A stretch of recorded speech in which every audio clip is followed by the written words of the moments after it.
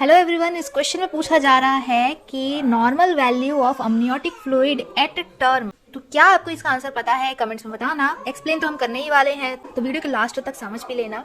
Option में 500 ml, 200 ml, 1000 ml, 700 ml।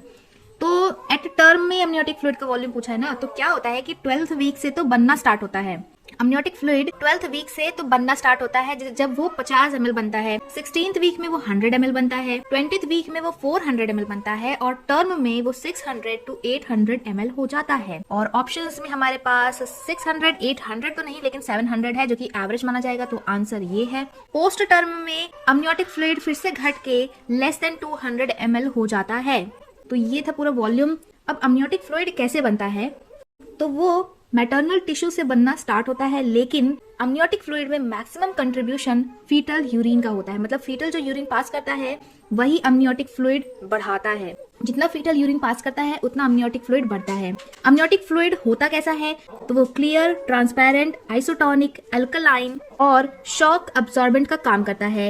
It diverts the force, वो force को divert कर देता है जब कभी भी कोई शॉक वगैरह ऐसे लगता है। तो फिर दो कंडीशन होती है, ओलिगोहाइड्रोमिनोज और पॉलीहाइड्रोमिनोज।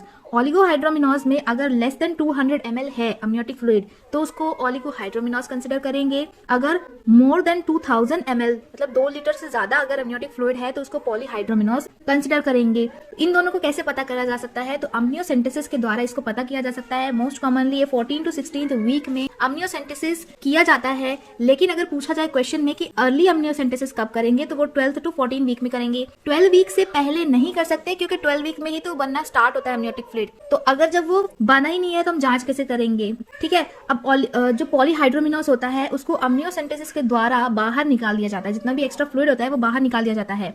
और ओलिगोहाइड्रोमिनोज में क्या करते हैं, तो अम्नियो इन्फ्यूजन करते हैं। उसमें ओलिगोहाइड्रोमिनोज की कंडीशन में अम्नियो इन्फ्यूजन किया जाता है, मतलब उसके अंदर फ्लूइड भरा जाता है। तो ये था ओवरऑल अम्नियोटिक फ्लूइड के बारे में।